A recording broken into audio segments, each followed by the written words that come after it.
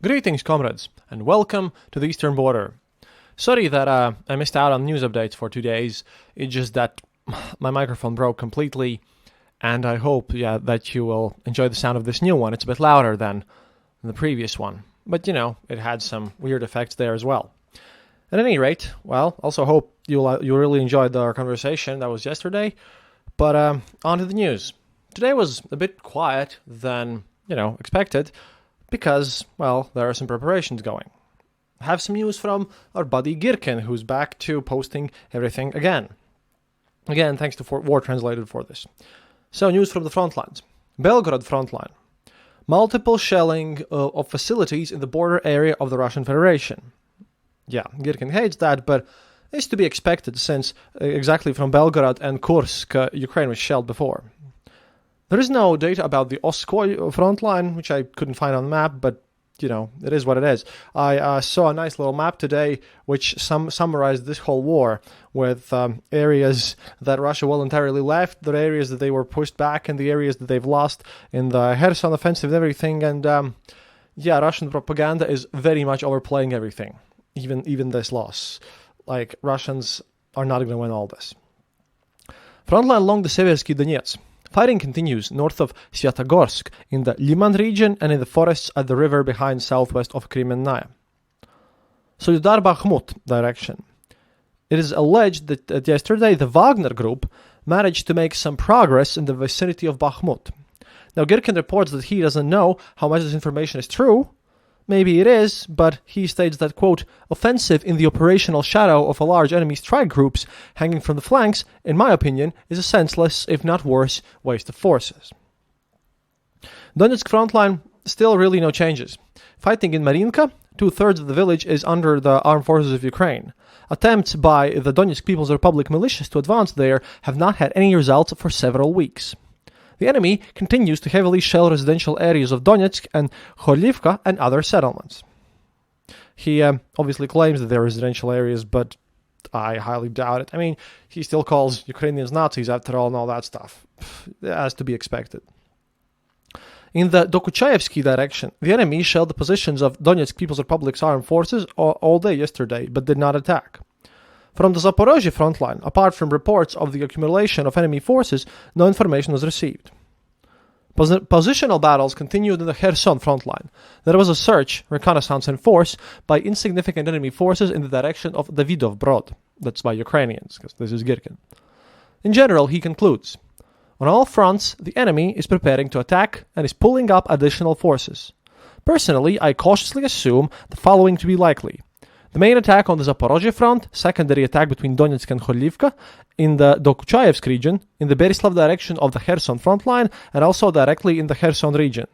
I do not know the timing of the offensive, but I believe that it will hardly give Russian troops time to strengthen their positions and regroup troops in the threatened areas of the armed forces of Ukraine. And again, I have to agree with Girkin here.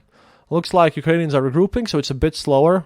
I got some sleep, which is nice, but looks like another major offensive is ahead of us, which isn't that surprising. Meanwhile, Volodymyr Zelensky, together with the entire office of the president and the command of the armed forces of Ukraine, visited Izium. Yeah, the city which was abandoned last week by Russians who ran away and routed. And this has caused an uproar in Russian-speaking Telegram channels.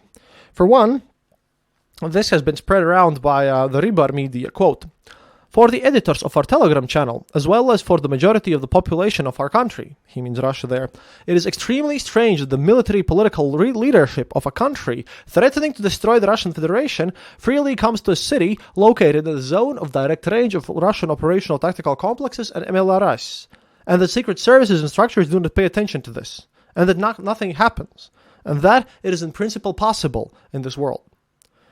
Yeah, they make out a lot from all this situation of Zelensky's visit, because they've been telling these pro-war guys that Russia should try to assassinate him, which they've actually tried multiple times. But, so far no success. And I think that we'll see a bit less of the success later on as well. But so far, the whole kind of divide between what's happening and what's going on there, it's continuing. Russians are being sort of prepared for mobilization. It's been called something that should be used. However, again, I do not believe the mobilization. Because, well, they might, but they'll fail it completely. Then again, Putin is not a very, very smart man, indeed, so who knows? At any rate, even if it happens, it will not provide successful completely. In other news, what happened is that Russian media made me extremely happy once again. Because, for example, about the Ukrainians that are arresting now the Russian teachers that were sent in from Moscow who agreed to basically just portray Putin's propaganda in schools, which I find pretty amazing. At the same time, in the occupied Kherson, the local United Russia leader who was elected a chairman of the board who had been outing pro-Ukrainian teachers who show sympathies for Ukraine, well, she's been exploded. She's in the hospital now, and yeah. Because Russia takes great care that in these occupied territories, the kids are properly brainwashed and told that they are Russians. See, this really happens, and a lot of good teachers who disagree with this have been sent to prisons. And like I said, guerrilla activities are increasing more. At any rate, Minister of Education of Russian Federation, Kravtsov, stated that there were no Russian teachers teaching anything in the Kharkiv Oblast. Okay?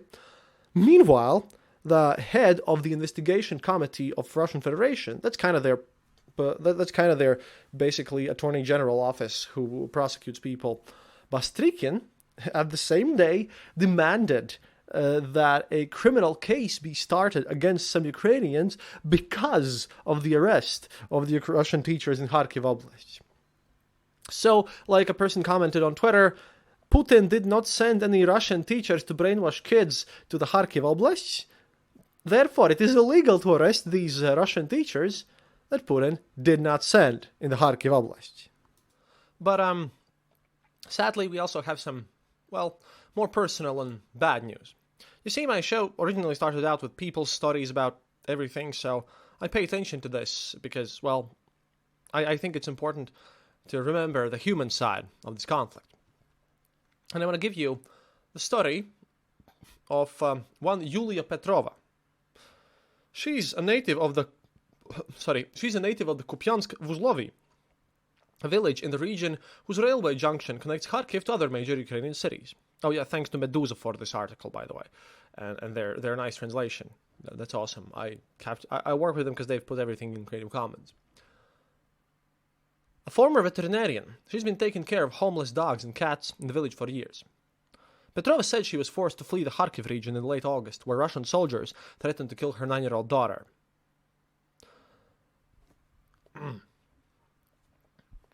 The three of us lived together, me, my mom, and my daughter. We were all home when the war started, and we were afraid. We got a call from our relatives in Kharkiv, and they told us the war had begun. You could already hear explosions and aircraft flying overhead. We immediately went down to the basement. We brought our animals down there too. We currently have more than 20. Some of them were scared out of the loud noises and hid. Russian troops entered our village almost immediately. They came in without a fight. There weren't any Ukrainian soldiers there, and the Kupiansk mayor Gennady Matsegoral gave up the city. That was the beginning of our 6 months of occupation. The Russian soldiers came in right away and stationed their vehicles in the front of the village council. Local residents soon began to assemble there to protest against them. But they acted like they owed the place. In the first few days, they hung up flags everywhere, Russian and Soviet ones. They put a Russian soldier at every intersection. They didn't have any contact with the locals, they were all standoffish. Nobody could say anything to them. From the very beginning, they started taking people's businesses from them. In the bazaars and the markets, they would take over people's booths. They were like that when they went shopping, in air quotes, too. You couldn't look them in the eyes. They took whatever they wanted from the stalls. And if you dared to talk back to them, or if they were simply in a bad mood, they would beat you and take you to the basement. They took whatever they wanted from people. They went into apartments and just stole what they liked. They took over entire buildings. They would take people's cars. The best case scenario was them just pulling the owners out of the front seat. Basically, they acted like the world belonged to them. Sometimes they would get drunk and drive their APCs around with their machine guns. One time, one of them climbed out of the hatch with his gun at the bus station and said, "I'm about to shoot you in the legs." Just like that to the people standing there. They would fire at apartment buildings for their own entertainment. That kind of thing happened a lot. Local residents were also found dead in a river, with bags over their heads and their arms bound with tape. I heard about that from some local fishermen back at the start of the summer. They were fishing on the Oskil River when a corpse floated to the surface. Nobody dared to remove the bag from the person's head. Instead, they called the occupation commander's office. Some soldiers came along with drivers, and they silently retrieved the body and took it away. Awful things happened in the basements of the administration buildings as well. They would detain people there. Whenever you walked by, your hair would stand on end because you could hear the inhuman screams. Both women and men's voices. It's scary even to imagine what they did to make people scream like that. A lot of the people we knew who didn't hide their pro-Ukrainian views ended up disappearing. We still don't know where they are. Mykola Masli, who went to the protests, is still missing. A lot of young women disappeared too. Where are they? Nobody knows. A lot of bad things happened. There were also people in the village who supported them. Some of them went to the Luhansk and Donetsk regions, then continued on to Russia. Most of them were old, but there were a lot of young people too. Basically, none of this bothered them. They were so nostalgic. They would say, pretty soon we'll be earning good money. The railroad will start working like it did in Soviet times. In my apartment building, for example, one woman started working in their headquarters. She would say Ukraine is bad and these guys were good. Look on the internet in the village of Kupiansk-Vzhloy on May 9th, how they waved Russian flags and rejoiced. And we stood there and cried. In the first days of the occupation, they gathered people to work on the railroad. They said they needed to re-establish a railway route to Russia. At first they promised everybody high salaries. Then once they'd fooled people, they started promising less. They brought in everything they needed, transported military equipment in from Russia, and didn't end up paying anybody at all. They gave people food rations instead of paychecks, and told them they wouldn't be getting any money. And that is if you didn't come to work, they'd come find you and deal with you. So people started working for free. Meanwhile, they raised the prices of everything threefold. The prices went insane. People found themselves on the brink of starvation. Then there were the denunciations. My friend's mom, who works as a caretaker, for example, said to me, "Why are you supporting Ukraine? I can go right now and give you up to the Russians, and you'll end up in the basement." There is nothing I could say. Because once you are in the basement, there's no getting out. And if you do get out, it's with serious injuries. The son of some friends of mine missed the curfew by just a few minutes. He wasn't home in time. They took him in and put him in the basement. The next day, they took him out. They had beaten him so badly that he couldn't walk. It must have been someone's denunciation that made him come for me too. Someone told them about my views that I opposed them. Probably one of my neighbors. 3 people showed up. One of them immediately shoved me and I fell over. They pulled me on the sofa in the kitchen. They sat me down and started going through our phones. One person searched the phones while the others searched the apartment. They were looking for Ukrainian symbols and that kind of thing. I don't have anything like that, but they turned the whole apartment upside down looking. Eventually, they aimed their guns at me and my daughter and reloaded them. They shouted, "We're going to shoot your child. Tell us right now, where are your flags, bitch? You support Ukraine, right? You don't like us? You don't like Russians?" I just stayed silent. I was so scared. I couldn't say a single word. They searched and searched until finally they said, "We'll be back," and left. The next day, August 22nd, we found someone who got a car and he drove us out. We didn't take our things with us because we couldn't carry them. All we took were the oldest and most unhealthy cats. We put them in special carrying cases, two in each, and used the last of our money to get out of there. We had to pass by 9 Russian checkpoints on our way to Ukraine. The road to the line of demarcation between Ukrainian and Russian troops took 6 hours. It was hard going through all these checkpoints. Each soldier there had his own triggers, and you always had to find an approach that would keep him from shooting you. We had to give them money so they wouldn't harm us. They think they own us because they decide who can pass through and who can't. Their leader was posted at the 8th checkpoint, the second to last. They led us up to him so he could decide whether to let us pass or not. That's where they do the official, most thorough check. They don't let everyone through, but in general, if you pay, you can continue on. Although even that's not always true. Some friends told me that they sometimes even refuse to let people who've paid. It probably depends who's on shift, but we paid them to let us through. They took all our gold, including my daughter's gold cross and chain, and we gave them $400 that we had been saving up for a rainy day. But even so, if you want to pass, you have to completely wipe your phone because they can restore your messages and photos if you're not thorough enough. You have to either have a brand new phone or delete all your accounts and restore your phone to factory settings, because they will always find a way to get you otherwise. We made it to the unoccupied part of the Kharkiv region. It was thanks, of course, to Ukrainian soldiers and volunteers. They really help everyone. They helped us with our pets too. All those baskets were hard to carry. They helped us load them and unload them, and by about 1 p.m. we were already in a filtration camp. The Ukrainian one. It's a building with Ukrainian soldiers and officials from the Ukrainian security service. First, they fed everyone. Medical aid was given to anyone who needed it. While we waited to be interviewed, they gave our cats some water and looked after them for us. Then we were interviewed by SBU officers. They asked about life under occupation, whether we were abused, that kind of thing. They checked our phones to make sure there wasn't anything there. That's understandable. A lot of collaborators and traitors leave occupied territory too.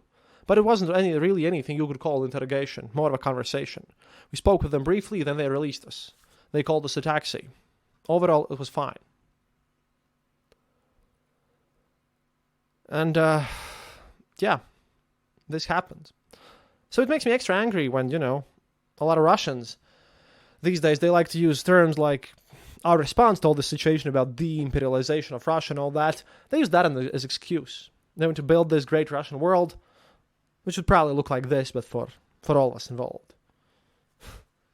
When they make sad puppy eyes, don't believe them. You should instead look at those eyes. They only make them when they're being punched. In all other situations, they'd probably go violent on you. But yeah, that's it for today. Thank you for listening. Please consider becoming my patron at patreon.com/theeasternborder. And of course, if you want to donate directly to my upcoming trip to Ukraine and the whole aid package that we're bringing there, click the donate button on the easternborder.lv homepage, where you can listen to the show ad-free. If you don't mind ads, I don't really own the ads here. I've said this in many episodes. They're just put in there by the host company. But hey, if you like them, I don't know. If you like them, please listen to them. That supports us. If not, you can freely skip over them. It doesn't matter that much to me. Acast aren't exactly the best of guys. And to you out there who watch me on YouTube, that's an auto-uploaded content. I really don't even read the comments there. Please check out me on some podcast app or something, because, I just don't go to YouTube, since me and YouTube, getting copyright strikes for nothing, being trolled, and every episode getting demonetized. There's no point of my content there. So please check out the podcast apps. But yeah, that's it for today. Well, let's see what happens in the future. До свидания, товарищи. And remember, happiness is mandatory.